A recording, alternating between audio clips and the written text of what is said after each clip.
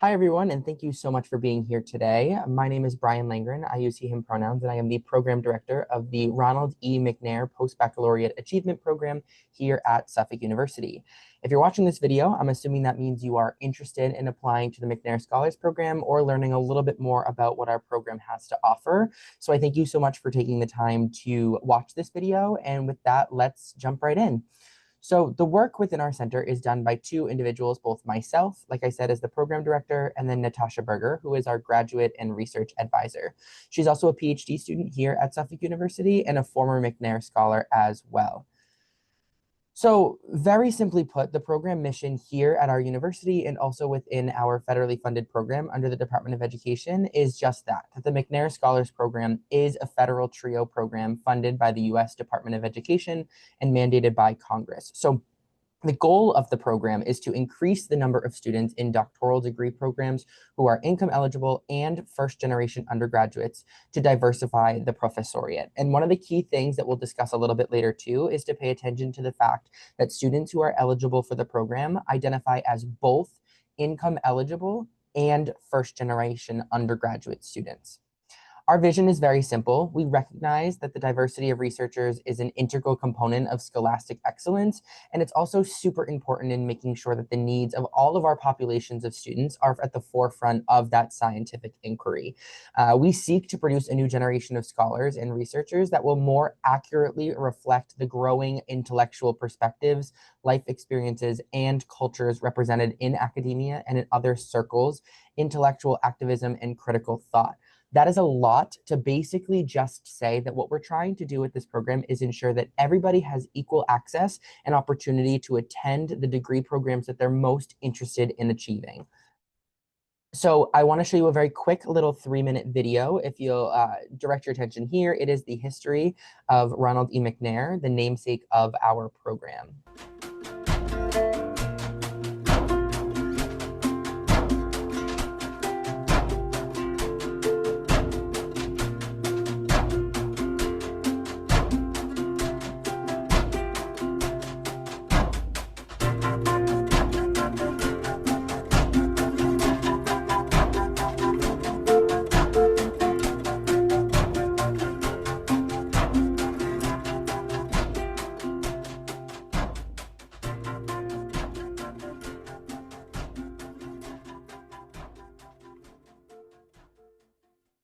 When he was 9 years old, Ron, without my parents or myself knowing his whereabouts, decided to take a mile walk from our home down to the library, which was, of course, public library, but not so public for black folks when you're talking about 1959.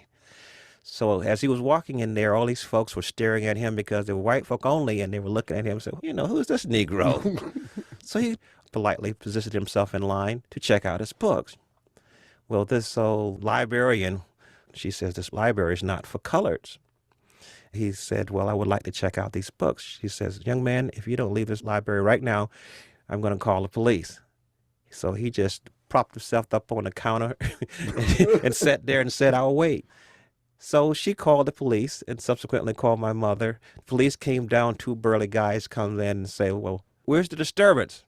And she pointed to the little 9-year-old boy sitting up on the counter. He says, man, what's the problem?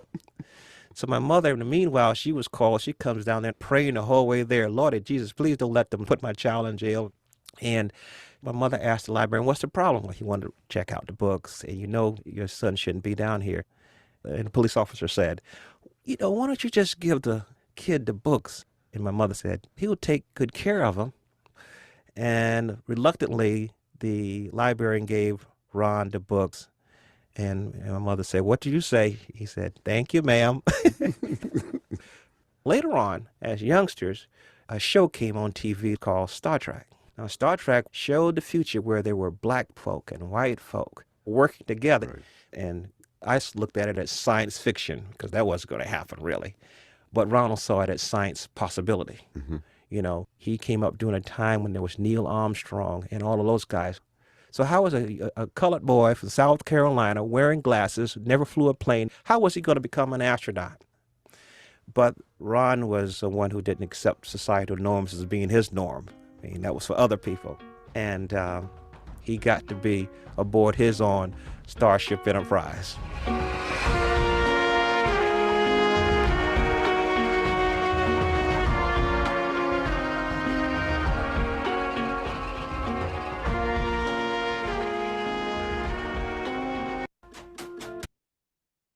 And so these are just a few photos of some of our students and some of our trips that we've taken. As you can see in the top left, those are two of our scholars with some of their mentors here at the university. Bottom left would be our senior soiree that we have at the end of every academic year for our scholars who are graduating from Suffolk University. And on the right, it was our grad school boot camp trip that we took to New York City a few years back, where we actually took our students and had the opportunity to visit with an alumni of our program here at the university. You can see her in the bottom left, Tiffany Martinez, to talk about her time with McNair and also talk about like her experience going into her PhD, grad school, moving, and all of that. So I also want to give a quick overview about graduate school programs and what they mean, because typically this is where we see students really start to have that disconnect of what the different programs are that are offered for students. So first and foremost, a master's degree. It typically takes about 1 to 2 years, depending on the specialty, and the focuses are developing on specialized knowledge in a field. So consider it no general education courses and consider it more about like an intricate understanding of those knowledges that you're looking to receive. Your doctoral degrees, however, your PhDs or your EDDs your PhD stands for the Doctor of Philosophy, which focuses on original research and advancing knowledge in a specific discipline. It's ideal for careers in academia, research, and leadership positions, and it can usually take anywhere from 4 to 7 years, depending on the field. For example, my program that I'm in only takes about 3 years, whereas other programs, usually the sweet spot is about 5 years. An EDD, which is a Doctor of Education, focuses on research to solve real-world problems in education, which emphasizes the leadership and policymaking in education settings. And this is what takes usually around 3 to 6 years. So it's a little bit less time than a PhD. However, it's still a Doctor of Education versus a Doctor of Philosophy. So some things to talk about when it comes to funding. PhDs and educational doctorate programs are typically fully funded depending on the program that you're in. So these are these things called tuition waivers, which most doctoral programs will cover tuition costs because you're actually adding to the field of study that the students are interested in and that the faculty are trying to work towards. There's also different types of stipends where they can receive living stipends through teaching assistantships, research assistantships, and fellowships or grants. There's also healthcare benefits that come along with PhD/EDD programs, where some offer full health insurance, but the commitment is the funding that's often tied to research, teaching, or service duties. So with that being said, it is a lot more rigorous and a lot more time intensive. However, the buyout and the payout of those programs is obviously astronomically large. Master's programs are rarely fully funded, however, and so tuition costs for master's students typically cover most tuition costs out of pocket or through loans. And so we have limited assistantships with some programs offering TA or RA positions, but these rarely cover the full cost. There's also fewer fellowships, meaning that there's limited competitive funding options, and professional degrees like master's programs in professional fields like MBAs, MSWs usually have little to no funding support. So you may be asking yourself why graduate school, which is why you're here learning about the McNair program. And there's 4 main parts that we always talk about with students. The first would be to deepen expertise or to develop advanced knowledge and specialized skills in a specific field that you're most interested in studying. The second would be career advancement to open doors to higher paying positions, leadership roles, academic careers, and things of that nature. The third is research opportunities. There's 2 major parts to the McNair program. The first being completing research in your undergraduate time here at the university, and the second being going to your doctorate program immediately following graduation from Suffolk. And the fourth is personal growth, building perseverance, critical thinking, problem-solving skills. Going to graduate school is more about your personal growth than anything else. Bottom line is that PhD and EDD programs are designed to support students financially, often expecting several years of commitment. These programs know that you're devoting a lot of time to them, which means they're going to give that time back to you as well in other ways. Whereas master's programs require more self-funding or external resources. So thinking about scholarships, loans, looking for that funding and those support systems in other places outside of the university. So why pursue a PhD or an EDD? You want to be a thoughtful leader, becoming an expert in your field and shaping future developments. One of my old professors always taught me that the smarter you get, the more time you spend in a classroom, the more questions that you're going to have. And that's the point of getting your doctorate, is that you want to think, you want to continue to ask questions. The second being that you want to impact your community. You want to address important social, scientific, or even educational issues at hand. You want to expand your career options. So you want to get an academic position. If you want to be a professor in a classroom, you should receive a PhD or an educational doctorate. Mentor future generations. A lot of times we hear from mentors here at the university that the reason they give back to our program is because they were a first generation college student. They were a student who wanted to pursue these larger than life expectations that they thought wasn't something they could accomplish. And now having the opportunity to go through a program like McNair, they realize that they are capable of doing things that this system has put against them. Our program offers a multitude of resources, from exposure to educational activities and events, traveling to other institutions of higher learning to visit those graduate programs, attending professional conferences, technology, personalized advising, and access to tutoring services. On top of this, we take all of our students to different conferences here, both in Massachusetts, in New England, and then also across the country. Typically, we take students to the University of Maryland every year. We've gone to the University of Buffalo. We've gone to North Carolina, UCLA, a multitude of different schools because we want our students to have a very robust academic background. We also offer assistance completing graduate admission materials. We do GRE test preparation, and also 9 times out of 10 offering a 50% fee reduction voucher for exams. The center will usually cover the test fee year to year depending on our funding. Workshops and seminars that are designed specifically to learn more about the graduate admissions process, financial literacy, funding, and strategies. We are huge on networking here in this program, and so ensuring that you as a student have the ability to talk to other McNair scholars across the country and also get to learn from other scholars in the field.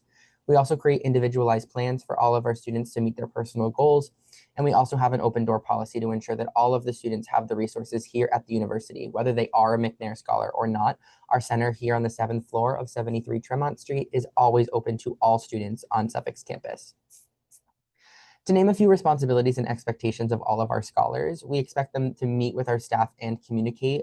We are very understanding and very flexible that there are plenty of things that can catch your attention here at the university. But first and foremost, we ask our students to communicate everything that they possibly can with us to ensure we're all on the same playing field. We also expect personal education plans and tracking the progress. We expect all of our students to stand in good academic progress, which is about a 3.0 GPA and full-time enrollment here at the university. Attendance at McNair events and functions, which is adhering to the contract in our McNair point system, meeting all expected deadlines, and at least one research experience in their time within the program. We also ask all of our students to at least submit one of their research projects to an undergraduate journal, at least 2 conference and symposium presentations, complete a GRE course prep, and take the exam early summer before going into their senior year to ensure scores come back on time. We also ask all of our students to apply to at least 8 graduate schools because statistically, if you apply to 8, you are statistically expected to get into at least 1. We also ask that all of our students uphold the highest standard and ethic of the university and of the program. Not only are we a representation of Suffolk University, but we are also a representation of the United States federal government and the US Department of Education. We ask that everybody be respectful with their peers, even when differing opinions, and seeking out opportunities to learn and challenge oneself. Very quickly, the research requirement is that we expect our students to be exposed to the full research process, and they will work very closely with Natasha here at the center to ensure that they have every part of this research accomplished. They will write a proposal, a literature review, a methods section, which includes getting IRB approval, which is the Institutional Review Board, to ensure that any work with human subjects is conducted appropriately and legally. A methods section, collecting data, analyzing and reporting on that data, presenting their findings, and publishing. As well, all of our students at the undergraduate level are underneath the mentorship of a faculty member here at Suffolk University, or from one of the universities surrounding us, or from a mentor that they feel most comfortable working alongside. And this faculty mentor is somebody that we ask for pre-approval to ensure that they are supporting our students at the utmost standard. All of our research is carrying a stipend too of up to $2,800, which is a non-taxable amount, which means that you get that check for $2,800. I want you to think of it as a summer job. So it's double pay if you go off campus to a summer research institute or a summer research opportunity program, which is the expectation of all of our students. So trust me, you'll need them. We expect of our students to have about 25 to 30 hours of research time. It doesn't sound like a lot for some, but it does sound like a lot for others. But keep in mind, we are expecting very strong research advocacy, research proposals, and research projects out of our McNair scholars. So back to the eligibility requirements. To participate in the McNair Scholars Program, the U.S. Department of Education requires that participants are citizens, nationals, or permanent residents of the U.S. or of other eligibility residencies or nationalities, and you can see the application for a full eligibility list. You must be enrolled full-time here at Suffolk University. We ask that you're a sophomore or a junior with at least a 3.0 GPA and one full calendar year remaining before graduation. First-year students are still encouraged to apply. And in addition, students must qualify on the following. They must be income eligible underneath the TRIO eligibility guidelines and of first generation status. You may be asking what first generation means. And first generation to us here at our center means that students who at the time of their 18th birthday resided with two parents and neither parent had completed a bachelor's degree, resided with a single parent and the parent had not completed a bachelor's degree, or did not live with or receive support from any parent, lived in foster care, were homeless, or were wards of the court. However, students are still considered first gen if their parents went to college but did not complete a degree, their parents completed an associate's or a certificate, their parent completed a bachelor's after they turned 18, or their sibling or grandparents received a bachelor's degree. It's important to note that this definition is used for the purpose of accessing our services at our center, and that international students and students whose parents earned a degree outside of the United States may still be eligible for our programs. So please, if there are any questions, ask one of us here at the McNair program by either emailing mcnair@suffolk.edu or coming by the center, like I said, on the 7th floor of 73 Tremont Street. With that being said, now that you have seen this video, applications are live as of this video. So the application process is rather simple. We are accepting applications through December 8th of 2025. The expectation is that you, one, attend a McNair Scholars information session, such as this video, or meet with a member of our team to learn more about the programs that we have. The second is to complete the program application that can be found on our website or in your emails. It begins with your application and need to stop. It will automatically save after entering your contact information, and the link will be sent to your email address, just so you're aware. So you do not need to complete the application in one sitting. The application also requires that you include the names of two recommenders and that your application will provide you with that link to send to your recommenders. Please note, however, that at least one recommendation must be from a Suffolk professor or a professor at a community college or the institution that you may have transferred to Suffolk from. As well, for your application to be considered complete, all supplemental materials must be uploaded to your application. Those things are the consent form to financial aid for us to receive the information we need to deem you eligible as an income eligible student, personal and research statement with more information to be found on the application for what that means, your resume or curriculum vitae, and an academic writing sample. All of this information can be found on your application. And what I like to remind students is that, one, if you're interested in research or research scares you, you're already doing it by watching this video. So please don't let that steer you out of this program. And two, out of all of these documents, you only need to create one, and that would be your personal and research statement. So please take your time, pay attention to that, and ask questions as you go along. With that being said, that is the end of the information session for this video. If you do have any questions, comments, or concerns about the program, or you just want to have a further conversation about it, like I said, please reach out to McNair, that's McNair,